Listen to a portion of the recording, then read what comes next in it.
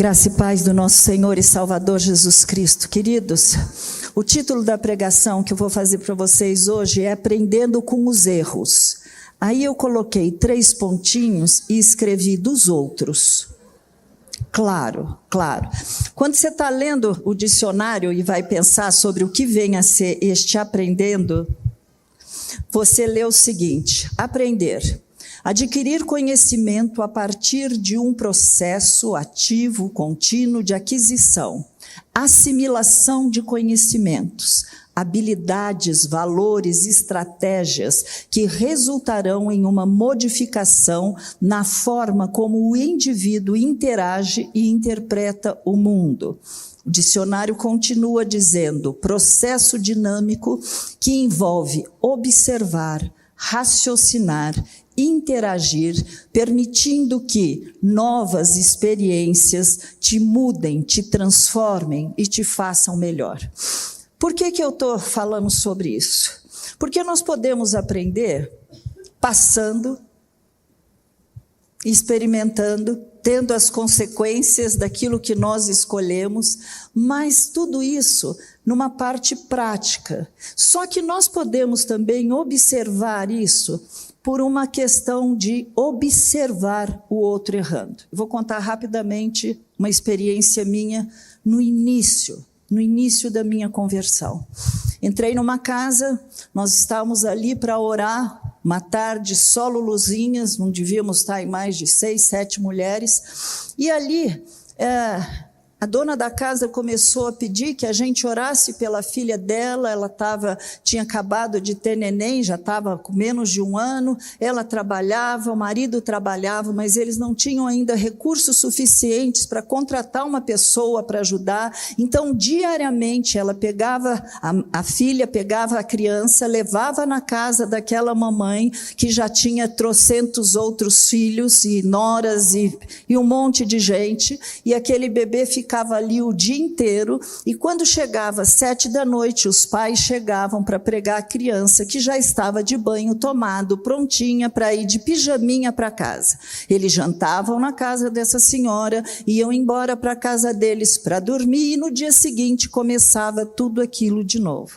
E foi interessante porque ela estava realmente pedindo: vamos orar, vamos pedir a Deus para que ou ele seja promovido, ou ele mude de trabalho, ou ela também. E isso na reunião, na sala, conversando. Quando nós vamos para o quarto para orar, chega uma pessoa que não ouviu absolutamente nada. Nós já estávamos no final, terminando o nosso louvor e adoração, porque ia começar ali a nossa tarde da bênção. E, de repente, este homem, sem saber nada, ele começa a ser usado por Deus e diz assim o Senhor: filha minha, por que clamas a mim? Eles têm a ti. Crio situações para que ela chegue a mim, que ela me busque, dependa de mim, e todas as vezes elas vão direto para você resolver o problema. Naquele dia, eu falo isso hoje, meu coração treme, porque a assistência social, eu fico sempre orando: quem o Senhor quer? Porque naquele momento eu falava: mas Deus, ela é a mãe. Como é que uma mãe vai falar não para uma filha? Como é que fica numa situação dessa? Eu estava em lutas, mas ao mesmo tempo eu estava entendendo que Deus estava dizendo que às vezes nós queremos agir, fazer acontecer, e esquecemos que Deus pode estar nesse processo, trabalhando com a pessoa, tentando trazê-la para mais perto, para ela depender mais. E é nesse sentido que, por causa disso, é que a minha proposta hoje é que eu e você possamos aprender com os erros dos outros, sem precisar passar, sofrer, sentir na pele aquelas consequências. Você sabe do que eu estou dizendo, sobre as nossas más escolhas. E aí, para que isso aconteça, nós precisamos identificar os erros, os pecados, em outras pessoas que caíram e pecaram contra Deus, para que a gente possa se alinhar e, de repente, não cometer aqueles mesmos erros, aqueles mesmos pecados. Isso é mais sábio. Isso é mais sábio e vai evitar para muita gente muita consequência desagradável e muitos erros que às vezes nós causamos não apenas para a nossa própria vida, mas para outras pessoas, os que nos cercam, os nossos queridos. Então eu vou começar com Eclesiastes, capítulo 7, versículo 8, só a primeira parte, onde diz: melhor é o fim das coisas do que o seu começo, em outras traduções, do que o seu princípio. O que isso quer dizer? Sempre que a gente começa alguma coisa, a gente sempre fala, vai dar certo, nós vamos ganhar tanto, eu já planejei, vai acontecer isso, aquilo, só que a realidade pode não ser aquela. Pode não acontecer, pode ser muito diferente. É o fim de uma história que vai nos dizer se realmente nós atingimos o alvo. É o fim de uma história que vai dizer se nós agimos certo, fizemos certo, se nós não desistimos, se nós não desanimamos e se também nós não pecamos contra Deus durante esse processo. Então a pergunta que fica é: o que esse processo me trouxe de ensinamento? Isso é importantíssimo. Eu fiquei mais maduro, eu cresci espiritualmente, eu fiquei mais sensível à voz de Deus, eu fiquei mais dependente de Deus. Alguns aprendem mais com erros do que com as coisas que acertam. Porque é fácil você na vitória, mas a hora que você erra, você para, você fica ruminando, o que eu errei, o que eu fiz, o que eu deixei de buscar a Deus, orei suficiente, são tantas coisas.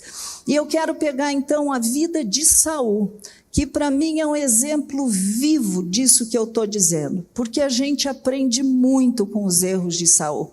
Só para relembrar a história, vocês sabem, o povo de Israel já estava ali na terra prometida, Deus já havia dado, eles já tinham entrado, mas havia muitas cidades, havia muitos inimigos que eles não tinham ainda ido naquelas terras, se apropriado delas, e agora eles estavam enfrentando, e tinha muita coisa a fazer, tinha muitos opositores. O principal deles eram os filisteus, mas tinha outros, amalequitas, amorreus, e aí todos eles querendo expulsar Israel daquela terra. Continua a mesma coisa até hoje, né? E aí nós vamos ver que Samuel era aquele que conduzia espiritualmente aquela nação. Ele era ao mesmo tempo profeta, ele era ao mesmo tempo sacerdote e ao mesmo tempo juiz. E, estando velho, vocês sabem que ele quis colocar os filhos dele para ficarem como juiz, assumirem o papel dele como substituto, mas o povo não aceitou, não. Eles disseram que aqueles meninos, aqueles filhos de Samuel, eles eram avarentos, aceitavam suborno e pervertiam o direito, né? E aqui nós temos um primeiro ensinamento. E esse ensinamento diz que filho de crente não é crente, filho ou esposa de crente não é crente, marido de crente não é crente. Cada um de nós tem que decidir aceitar ou não Jesus como seu Salvador. Os filhos de Samuel, eles foram muito ensinados, eles tiveram um exemplo. Leia a vida de Samuel, vocês vão ficar impressionados como aquele homem, desde criança ele ouvia a voz de Deus. Vocês sabem que ele nasceu, já era um milagre, foi levado para o templo pela mãe que prometeu, se o Senhor me der um filho, eu vou devolver para o Senhor. Ele cresceu dentro da casa de Deus, ele ouvia a voz de Deus e os filhos dele faziam todas essas coisas erradas. Então nós temos que ver que apesar de toda a nossa fala, de todo o nosso ensino, de tudo aquilo que nós demos de exemplo, cada um vai andar como acha melhor. E principalmente nós precisamos ver, não é o fato de estar na igreja, é o fato de que se ele anda, se ele obedece aquilo que está escrito. Esse é um ponto muito certo. Mas a gente pode lembrar também que, pais, não fiquem desanimados, porque Deus foi o pai perfeito. E os 2 filhos dele desobedeceram. Então, isso é chamado de livre-arbítrio. Cada um de nós. Não quer dizer com isso que Deus não está criando situações para trazê-los de volta, por favor. Então vamos voltar aqui um pouco à história de Israel, O povo então de repente chega para ele e fala: não, agora então nós queremos um rei. Eles queriam ser como todas as outras nações que tinham ao redor deles, eles queriam ser igual, porque o papel do rei era assim: ele ia representar a nação, com certeza, ia ter a responsabilidade de tomar decisões, com certeza, mas também ele teria que discernir se deveria entrar numa guerra ou não. Se um rei buscasse a Deus, todo o povo se buscava a Deus também, mas se o rei nem tivesse aí para Deus, o povo normalmente também não estava nem aí com Deus. Então era para saber as estratégias, o que fazer, como fazer, que estratégia tomar. Esse era o papel do rei. E aqui nós temos um segundo ensinamento. É sempre mais fácil a gente jogar em cima de alguém que você vê, de outra pessoa, do que você buscar em Deus, depender de Deus, orar para Deus, que você nem sabe se está te ouvindo direito. E aí nós caímos também muitas vezes nesse erro. Porque depender de Deus, sabe, querido, depender, obedecer, saber esperar o tempo de Deus é para pouca gente. É para pouca gente. E aí a realidade é que muitos de nós somos imediatistas, muitos de nós somos ansiosos, e aí a gente já sai fazendo plano A, B, C, D, você vai indo, e o fato é que ele já tinha um rei. Era o rei dos reis, soberano, aquele que já tinha dado mostra do amor dele, aquele que já tinha feito com que eles vissem o poder que ele tinha, tirando eles lá do Egito, fazendo com que eles experimentassem esse amor. Ele mostrou: eu sei cuidar, mas eles queriam um rei carnal. E aí vem o terceiro ensinamento. Qual é esse ensinamento? É tão fácil esquecer o que Deus já fez por nós. Quando a gente está tenso, quando a gente precisa de uma resposta para ontem, né? Olha, o que nós devíamos fazer? Lembra aquela música, conte as bênçãos, dize-as quantas são, e verás surpreso quanto Deus já fez. Mas é muito fácil esquecer. Nós devíamos estar assim atentos, e nesses momentos, espera lá, mas ele já fez uma vez, ele não vai falhar agora, ele tem poder, e nós precisamos realmente ficar falando para Deus. Ele não merece a nossa incredulidade, ele não merece a nossa murmuração. E aí nós vamos para o quarto ensinamento, que mesmo você não gostando, mesmo você sendo impaciente, leve tudo a Deus em oração. Tudo, qualquer que seja a tua necessidade, grande, pequena, não importa, leve a Deus. Samuel não gostou da ideia, ele ficou chateado, mas como ele sempre fazia, ele foi orar. E ali, quando ele está orando, Deus fala para ele ouvir aquilo que eles estavam pedindo, atender aquele pedido. E nós lemos em 1 Samuel, capítulo 8, versículo 7, Deus falando: não foi a você que eles rejeitaram, mas a mim, para que eu não reine sobre eles. Foi nesse contexto que Deus levanta Saul, filho de Quis, da tribo de Benjamim, e ele sim seria o primeiro rei sobre a nação de Israel. Nós vamos ler em 1 Samuel, capítulo 9, versículo 2, que Quis, ele tinha um filho chamado Saul, jovem, tão belo. Eu falei Samuel? É Saul, tá? Se falei errado. Ele tinha um filho chamado Saul, jovem e tão belo que entre os filhos de Israel não havia outro mais belo do que ele. Dos ombros para cima ele sobressaía a todo o povo. Temos um quinto ensinamento: escolher pelo que vemos, pela aparência, é sempre muito perigoso. As nossas escolhas, quando a gente faz pelo aquilo que a gente está vendo, pode nos fazer cair como caiu Eva. Ela viu que a árvore era boa para dar entendimento, né? E nós podemos fazer muito esse mesmo pecado.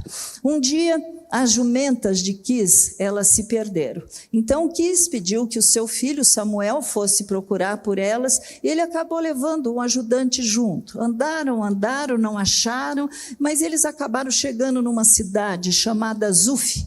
O ajudante contou que ali morava um homem de Deus, Samuel, e que ele poderia revelar onde as jumentas estavam. Já pensou alguém vir perguntar para você onde tua jumenta está? Olha o nível que era o relacionamento desse homem com Deus. Aquilo que você pensa que é uma bobagem, ele, não, na hora.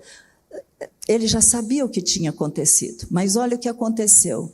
Um dia antes de Saul chegar naquela cidade, Deus já tinha falado com Samuel sobre Saul.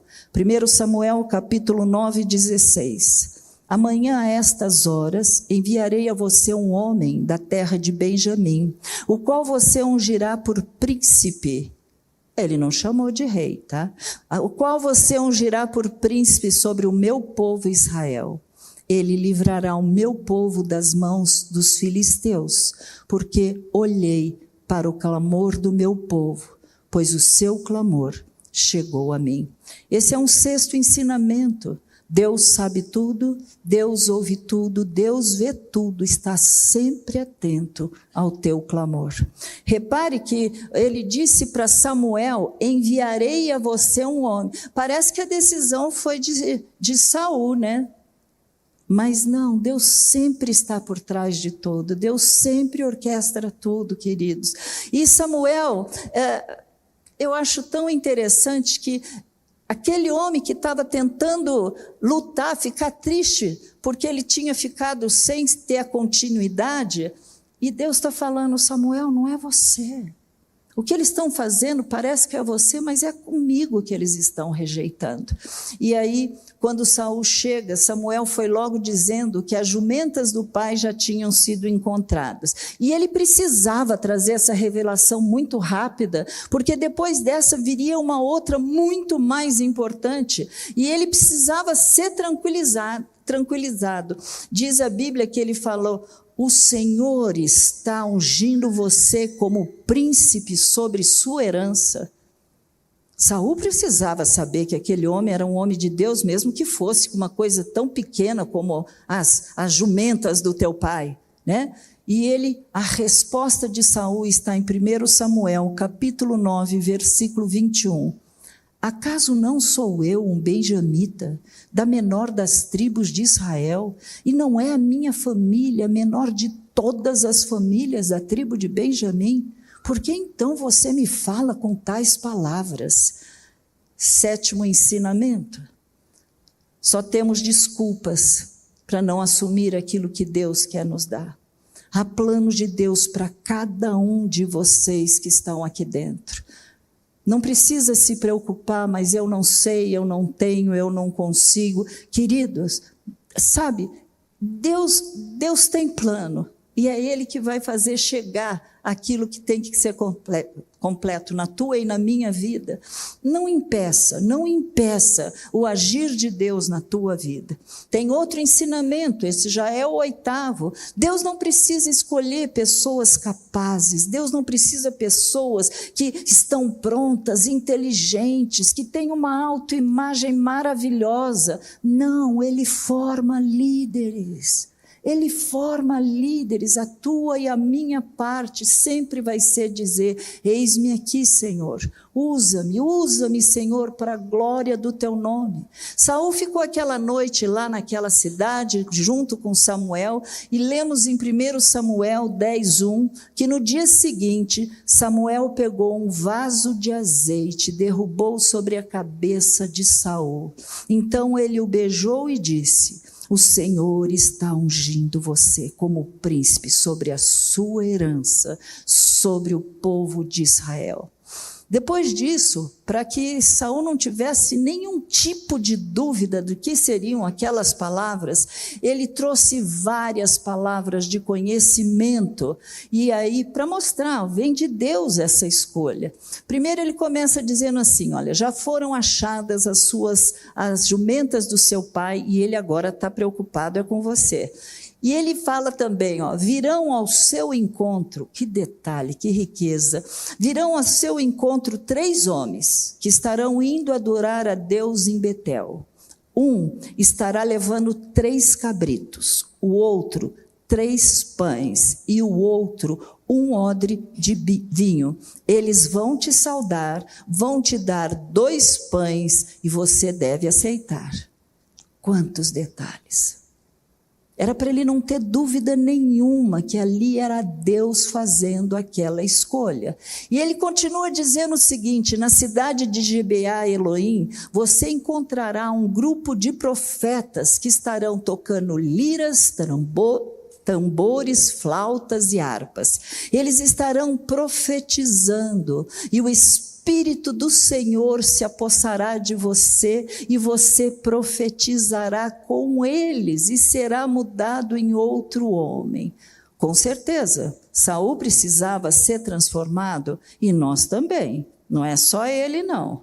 Não é só ele, não. E o fato de sermos transformados não garante sempre a vitória, tá? Então vamos para um outro ensinamento, 9º ensinamento.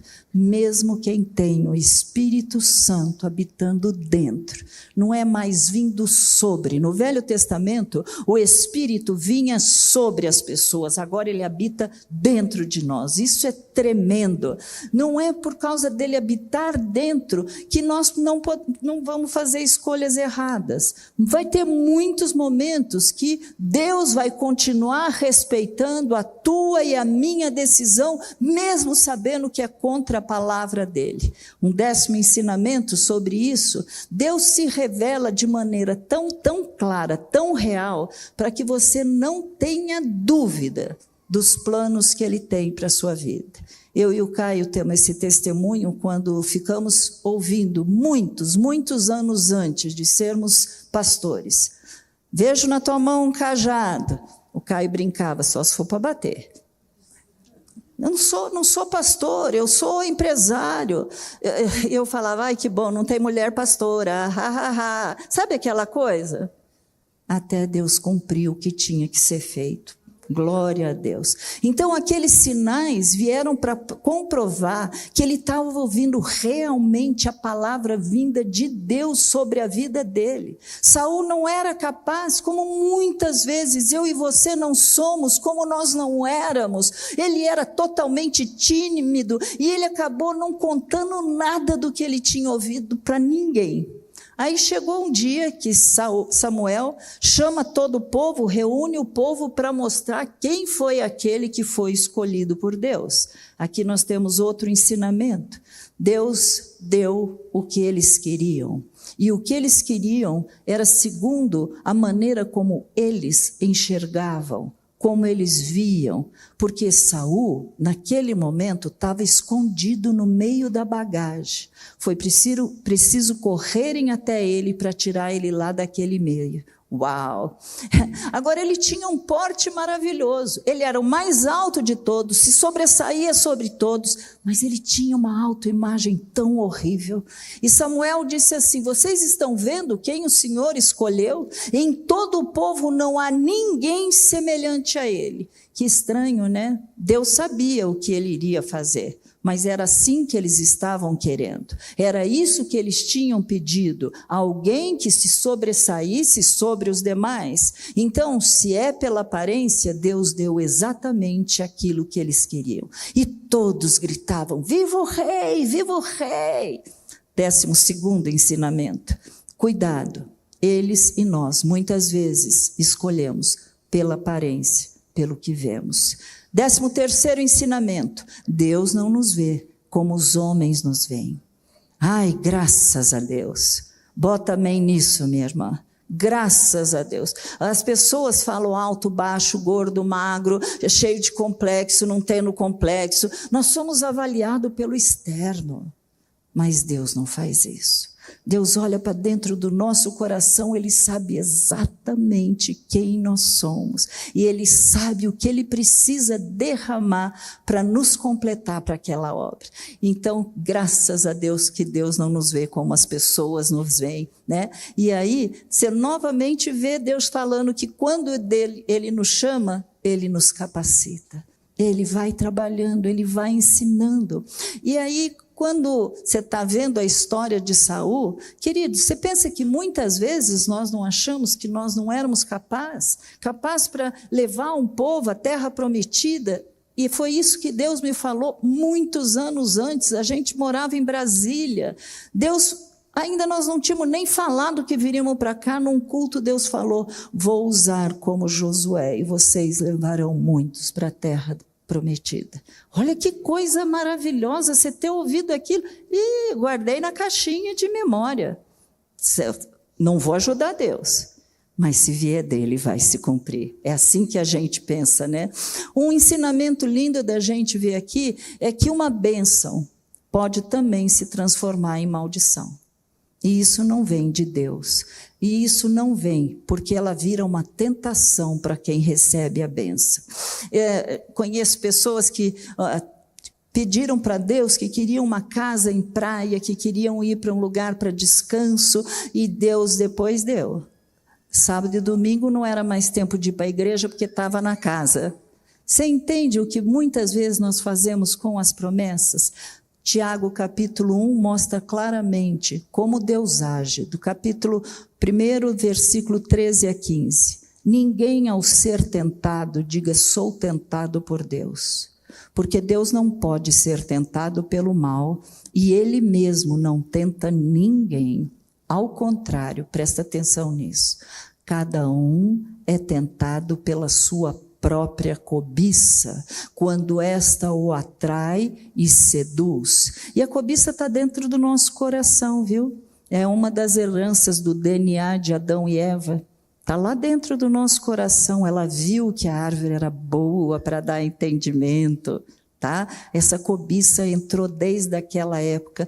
Então a cobiça, depois de haver concebido, dá à luz o pecado, e o pecado, uma vez consumado, gera a morte. É o que está escrito na palavra de Deus. E Deus vai acabar usando essa tentação, aquilo que deveria ser bênção, mas se transformou numa tentação. Ele vai usar justamente para mostrar para nós como está o nosso coração. Deus já sabe, queridos. Ele não é pego assim de surpresa. Nossa, escolhi mal. Não tem isso para Deus. É que Ele usa muitas vezes para mostrar o que estava lá dentro. E aquela autoimagem que Saul tinha, que era bem baixa, logo no início do seu reinado, já no 2º ano de reinado, ele já mostrou o que vinha o seu coração. E nós vamos começar vendo então que ali houve um momento onde os filisteus se levantaram para acabar com Israel. Eles tinham, diz a Bíblia, 30 mil carros de guerra, 6 mil cavaleiros, uma multidão tão grande que a Bíblia diz que era mais do que a areia do mar. Olha que coisa louca. Imagine quantas pessoas deviam estar ali com aquele exército. E Israel, por outro lado, não tinha nem espada. Eles não tinham armas. Quando eles precisavam afiar alguma coisa para mexer no arado, eles tinham que ir até onde estavam os filisteus e pedir que eles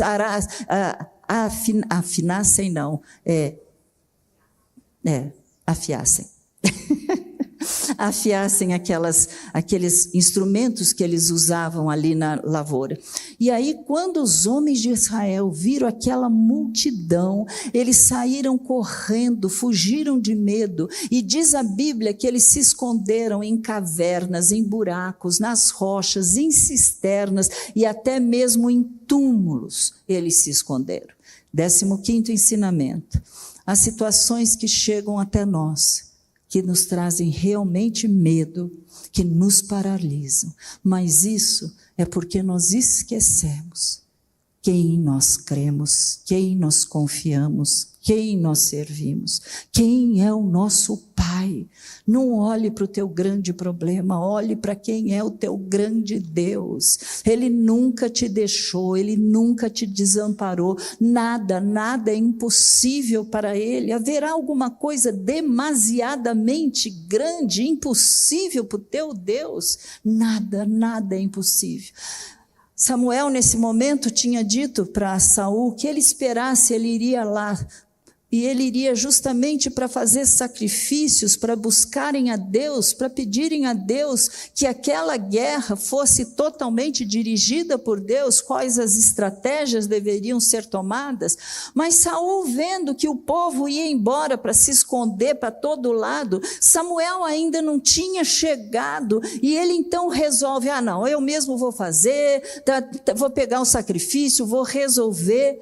E assim que ele acabou de fazer, Samuel chegou, e ele chega e confronta Saul. Olha a resposta dele: forçado pelas circunstâncias, eu tive que oferecer sacrifício. É tão interessante, né? A gente acha desculpa para tudo.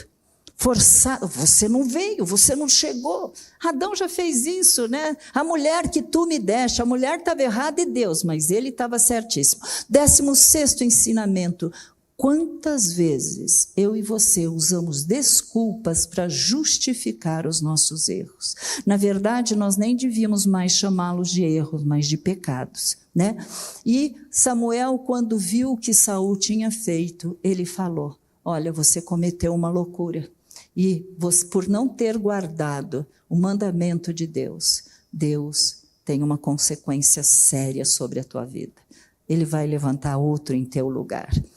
17º ensinamento: há pecados que atingem não apenas nós, mas atinge nossos filhos, nossos netos.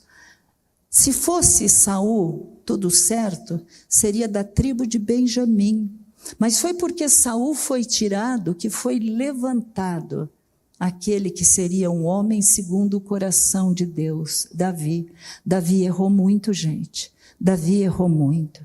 Errou de uma maneira tão grande, até mandando matar aquele que era um amigo seu, um aliado seu. Mas Deus o chama um homem segundo o meu coração.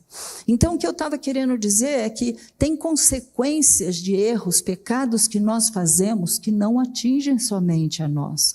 Nós estamos falando da descendência de Saul não ser mais aquela que foi escolhida para poder levar o nome, ser o rei sobre aquele local. E aí também nós vamos ver que talvez isso aqui dentro ninguém tenha, tá? Fica mais fácil de eu falar, né? Porque a ansiedade e a desobediência de Saul fez com que ele perdesse o direito e também os seus descendentes. E ansiedade e desobediência eu sei que é uma coisa que nós não temos. Só outros da outra igreja. Aqui ninguém é ansioso, ninguém é desobediente, né? Samuel já estava falando sobre Davi, este sim seria escolhido agora segundo o coração de Deus, e não mais segundo o coração dos homens. Sabe, meu irmão, aqui tem um ensinamento muito grande: vigia, vigia, vigia, vigia teu coração, porque a ansiedade pode te fazer pecar. Vigia, porque você pode pecar na fala, e a Bíblia diz: responder antes de ouvir é estultícia e vergonha. Você pode errar em decisões precipitadas. No fundo, elas vão achar que você se vê mais capaz do que o próprio Deus para resolver o seu problema. Muitas vezes você faz as coisas sem depender. Isso é tão simples, deixa que eu resolvo. E também elas mostrarão uma falta de domínio próprio na espera do tempo de Deus. Então, vamos voltar um pouquinho aqui agora para o texto. Israel estava cercado. Jonatas, que era filho de Saul, ele resolveu ir lá no acampamento dos filisteus para ver, com o seu escudeiro, para ver se eles sairiam vencedores, se Deus os entregaria, né? E aí você vê 1 Samuel 14:6, ele diz assim para o seu escudeiro: venha, vamos até a guarnição destes incircuncisos. Talvez o Senhor nos ajude, porque nada pode impedir o Senhor de livrar, seja com muitos ou com poucos. Eu gosto de ver essa frase dele.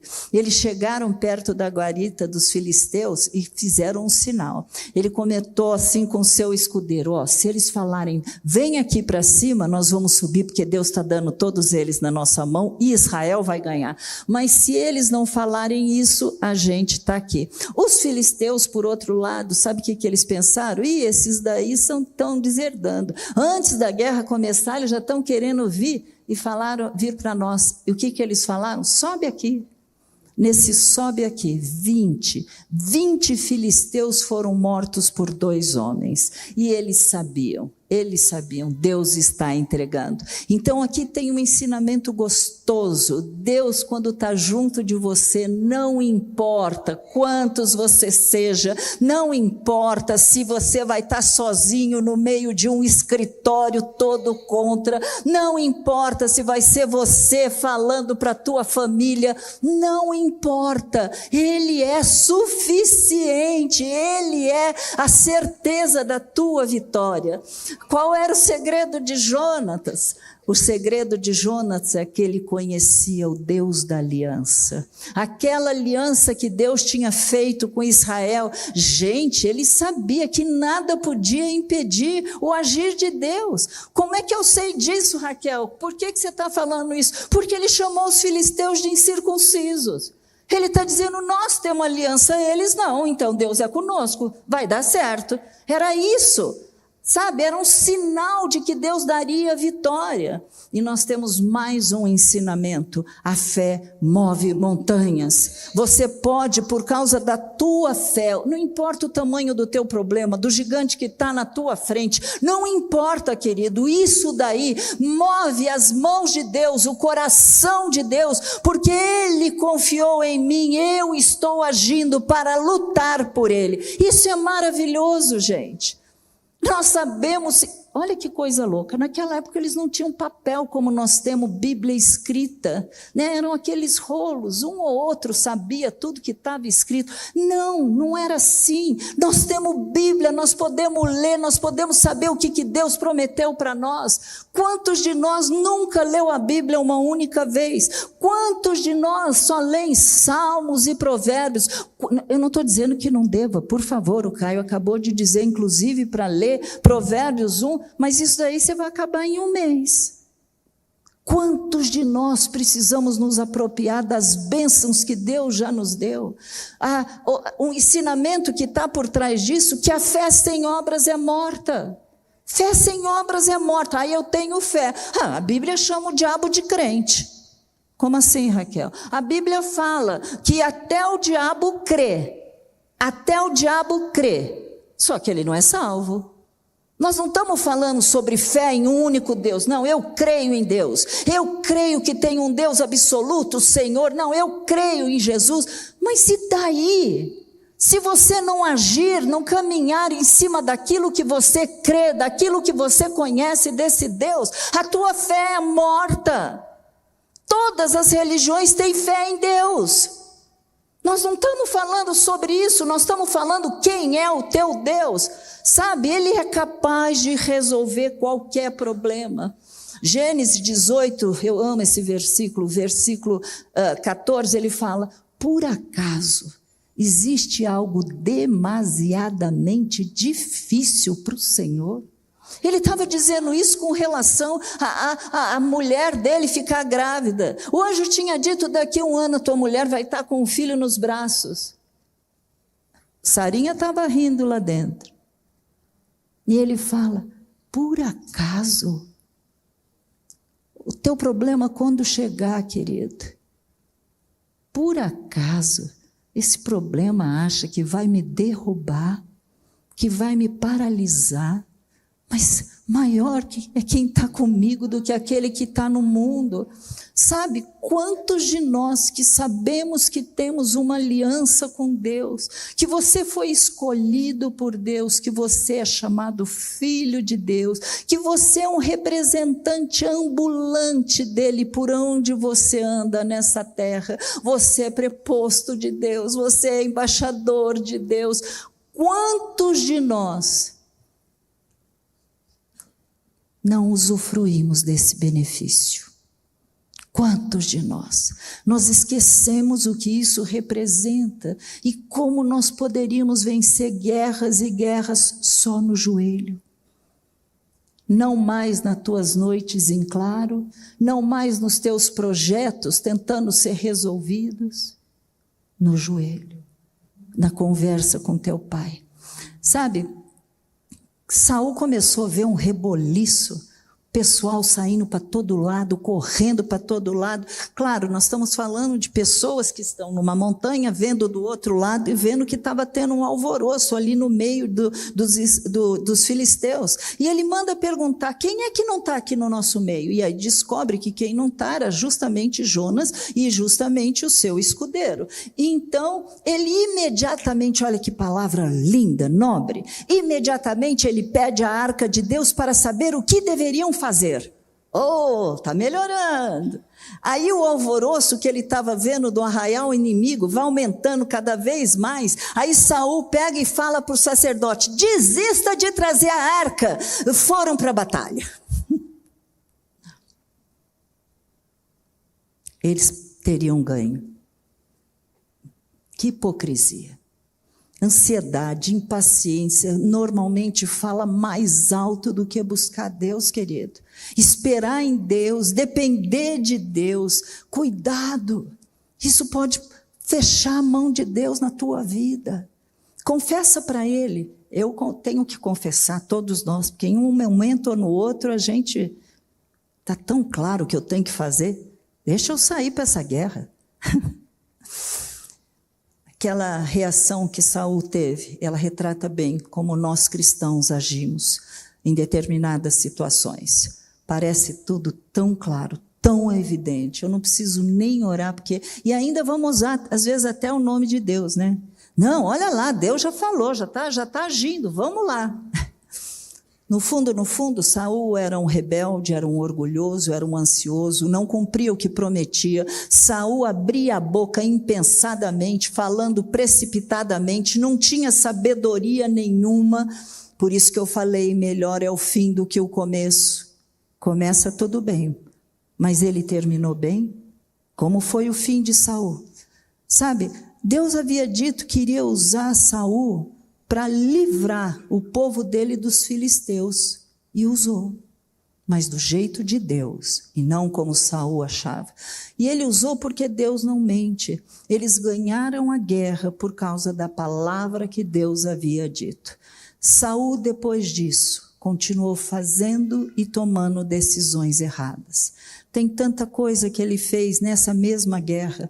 Ele lançou uma maldição sobre o povo, porque ele decretou um jejum sobre todos eles. Ninguém podia comer. Agora imagine você indo para uma guerra sem você poder comer, sem você estar fortalecido. Uma vez ouvindo uma pessoa que faz cura interior, libertação, ou mesmo quando você vai em algum lugar para pregar, eu ouvi falando assim, olha, nunca vá em jejum. Eu levei um choque, porque todo mundo fala, tem nível de guerra espiritual, que você tem que estar em jejum e tudo. Jejua antes. No dia você come, no dia você descansa, porque você só está lá para pegar despojo. Você só está indo lá porque a vitória já foi ganha antes.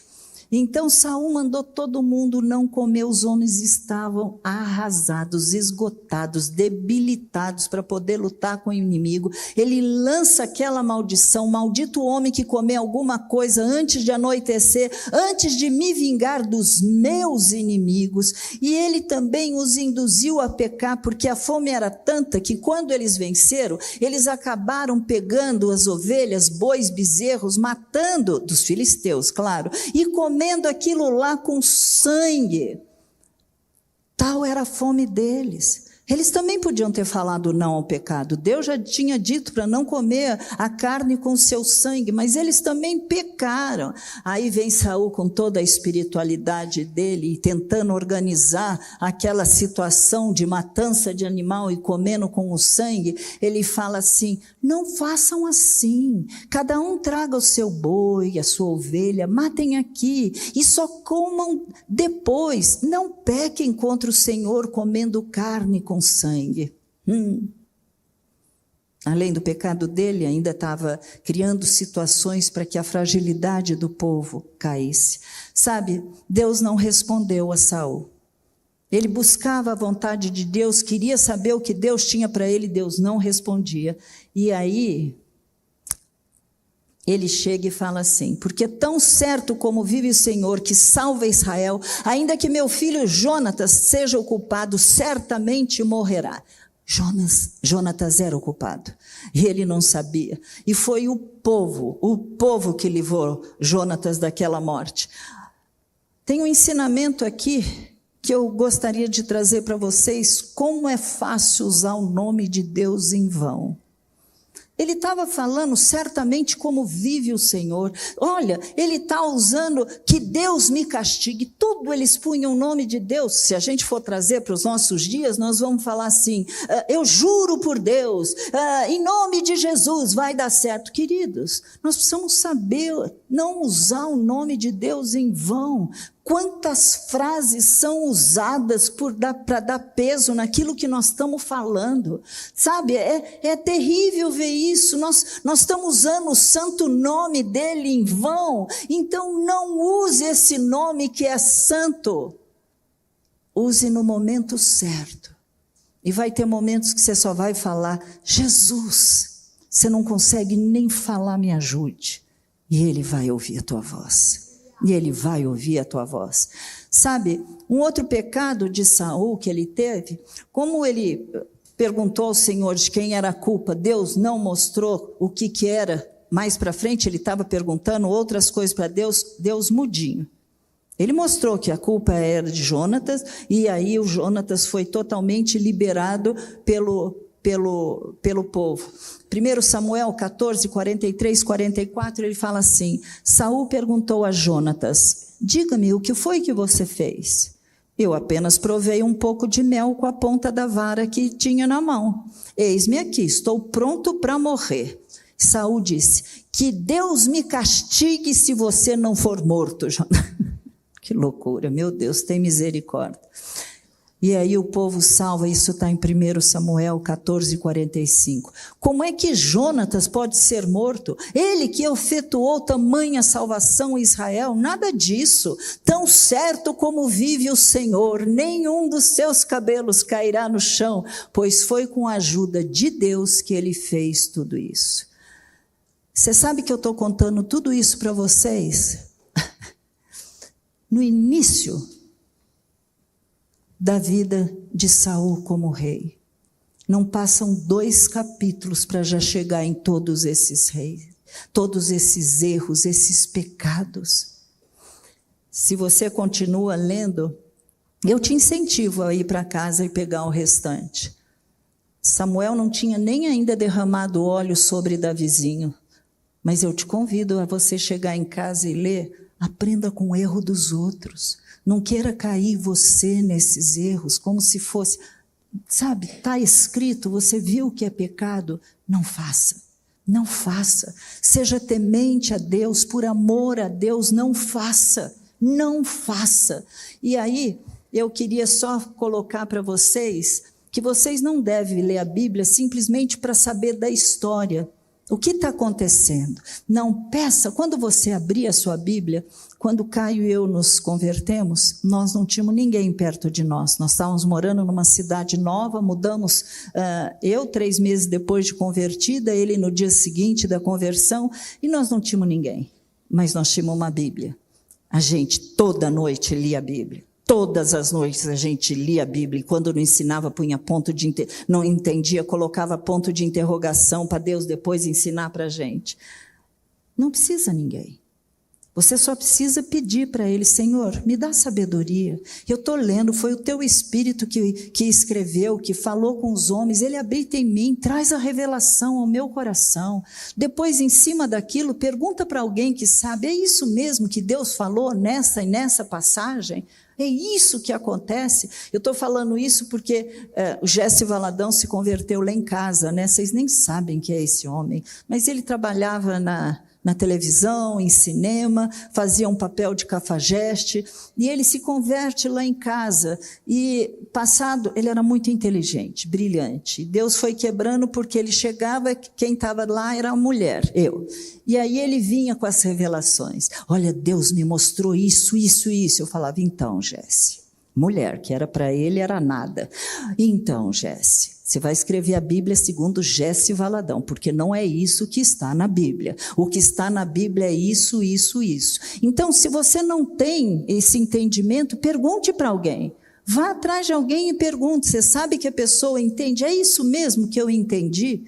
Isso nós fazíamos. Peça sabedoria a Deus, peça para Deus revelar, sabe? Aí você vai poder ler toda essa história que eu estou falando de 1 Samuel. Ela começa 1 Samuel 12:1 e eu só cheguei no 13:8. Só. Você sabe como termina a vida desse homem? Como Deus não respondia mais para ele, ele começou a ir atrás da necromancia. Necromancia é mediunidade, é você falar com um morto. Mas se o teu Deus é vivo, por que você vai procurar em mortos? E quem diz que são os mortos que vêm para falar realmente? Deus abomina a necromancia. Então, ele foi procurar uma mulher que era médium, apesar dele saber que Deus abominava. E aí os filisteus novamente se levantaram para ir contra Saul, e ele vai perguntar se ele ia sair vitorioso ou não, e resumindo toda a história, gente, Deus não fala, levanta-se um suposto Samuel, que já havia morrido nessa época, eu falo suposto porque ele vem de baixo, tá? Todas as vezes que você estiver lendo, vem do alto, teu Deus vem do alto. Nessa passagem veio de baixo, tá? Com uma capa que parecia ser, então, Samuel. Bom, ele fala que ele vai morrer. Quando chega a situação onde os filisteus estão prontos para matá-lo, ele simplesmente fica ferido no meio da guerra, sabendo que ele ia ser chacota dos filisteus, ele pede para o escudeiro dele, pega a sua espada e me mate. O escudeiro falou, não vou fazer isso, então ele pega a própria espada e se joga em cima dela. E isso é suicídio, tá? Ele se joga em cima dela e morre. Temos que ver melhor é o fim do que o começo. E aí, enquanto Samuel existiu e orou por aquele homem ainda conseguiu fazer alguma coisa certa. Mas olha o que está em 1 Samuel 16:1. Até quando, Deus falando com Samuel, até quando você terá pena de Saul? Se eu o rejeitei como rei de Israel, encha um chifre de azeite, ponha-se a caminho, vou enviar você a Jessé, o belemita, porque escolhi um dos filhos dele para ser rei. Oh, glória a Deus! Tudo que você fizer é para Deus, faça com excelência. Eu vou ser sincera, eu chego na igreja lá embaixo, quando já vejo alguém parado na portaria, esperando a gente entrar, dando as boas-vindas, eu já louvo a Deus, porque essa igreja é uma igreja que faz para Deus com excelência. Não pense você que só nós, os pastores, estamos em evidência, querido. Tem uma passagem que eu amo na Bíblia, que é a passagem de Davi, quando ele volta para Ziclave, e ali ele encontra todo mundo. Não tinha mais ninguém na cidade, ele e os homens dele chegam, a cidade tinha sido invadida, não tinha mais nada, puseram fogo em tudo, e eles perguntam, queriam matar Davi, mas Davi vai buscar em Deus, e Davi fala para ele, fala assim, eu vou buscar em Deus, e Deus fala, vai, porque eu te darei.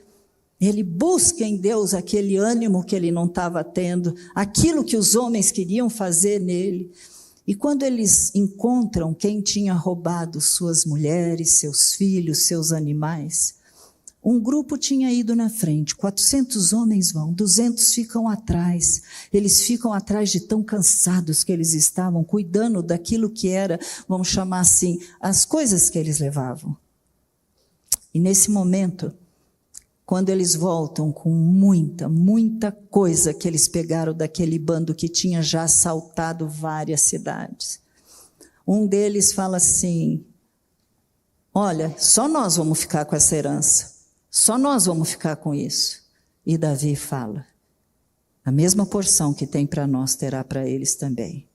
Não importa o que você faz na igreja, a mesma porção será para todos nós. Diante de Deus não tem ninguém que é maior um que o outro. Nós temos ministérios diferentes, mas nós vamos, porque a quem muito dado é muito cobrado, mas nós somos todos ovelhas, nós somos todos aqueles que têm ministérios na mão de Deus. Faça aquilo que Deus te puser na mão para fazer com excelência, não resta dúvida. Mas eu tenho que te dizer que apesar da gente amar, servir a Deus, saiba o que está escrito em Mateus 7, 21 a 23. Nem todo que me diz Senhor, Senhor entrará no reino dos céus. Muitos naquele dia vão me dizer: mas Senhor, Senhor, nós não profetizamos em teu nome não fizemos muitos milagres. Então lhes direi claramente: afastem de mim, vocês que praticam o mal.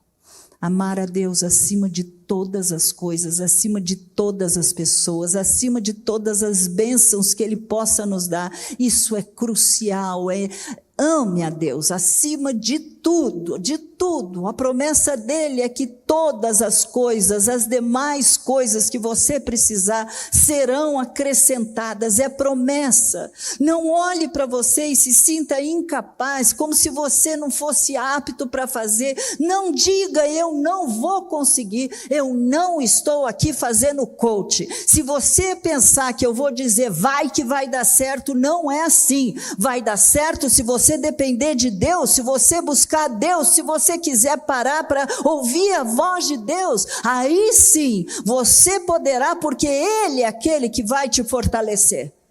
Esse é o plano dele. Se ele te chamar, é responsabilidade dele te preparar para assumir aquilo que ele está te colocando para fazer. A tua e minha parte é crer, é confiar, é obedecer e é descansar, porque ele é fiel, ele é capaz. Não tem nada difícil para o teu Deus, nada. Então eu quero te convidar agora, gente, a orar.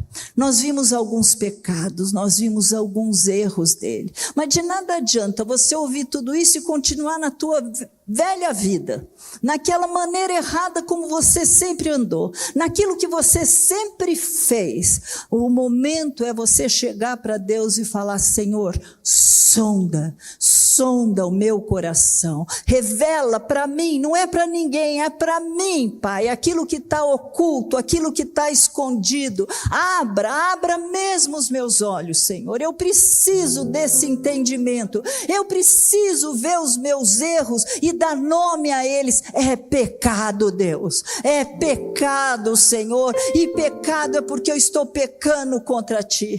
Oh, Pai amado e querido, Paizinho amado, que a gente possa aprender a perguntar antes, Pai, de tomar qualquer decisão, de fazer qualquer negócio, Pai, buscando sempre a Tua orientação, buscando sempre o Teu mover, Pai. Nós precisamos saber qual é a Tua vontade, Pai, que a gente nunca venha escolher, tomar uma decisão por aquilo que os nossos olhos veem, aquilo que o papel recebe. Papel aceita tudo, Pai, ou mesmo aquilo que o nosso coração deseja, Pai. Que a gente possa aprender, Senhor, a depender de Ti, confiar em Ti, Pai, descansar em Ti, Pai, porque o Senhor é bom, a Sua misericórdia dura para sempre, Pai.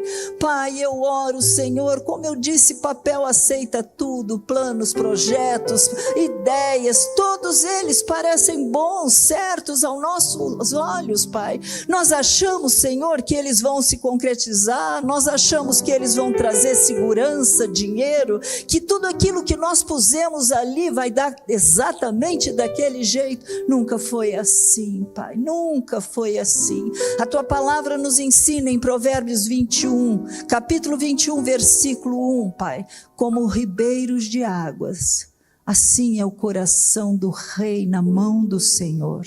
Ele, aonde quer, Ele inclina, Ele dirige o coração do rei, Ele dirige o nosso também, Pai.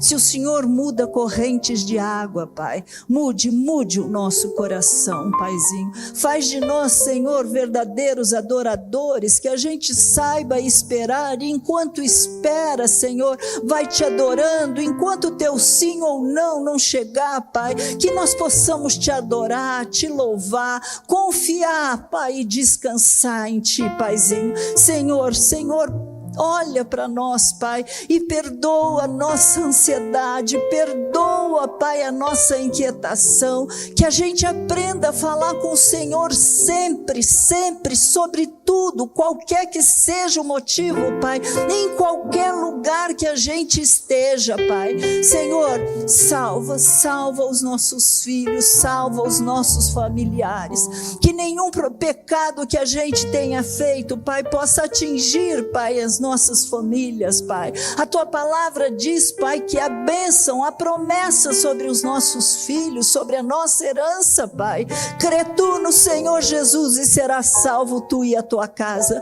Cumpra, Pai, cumpra, Senhor, o Teu projeto, cumpra Teu plano individual que o Senhor tem para cada um que o Senhor trouxe nesta manhã, neste local, mas também para aqueles que estiverem vendo, não importa o horário, não importa o dia, Pai, o Senhor é atemporal, Pai. O Senhor vê corações onde estejam, onde estiverem, Pai. Senhor, não queremos ser igual a ninguém, Pai. Não queremos o dom, aquilo que o Senhor tem dado para o outro, Pai.